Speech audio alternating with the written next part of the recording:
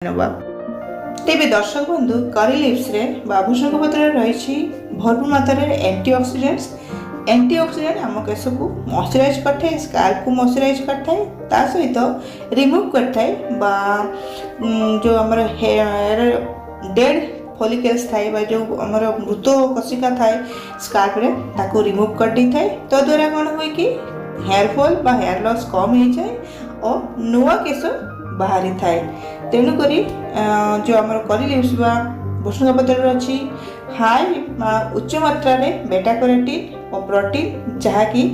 आमर hair loss बा केश झड़ समस्या को कम करता है और खास करके जनकर केश बहुत पतला हो जाए से पतला हबार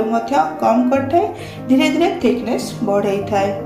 भृषंग पत्र बा करी लिव्स रही प्रचुर मात्रा रे प्रोटीन जहाँकि आम केश एसेंशियल होता है केश को बढ़ाई हेयर ग्रोथ करने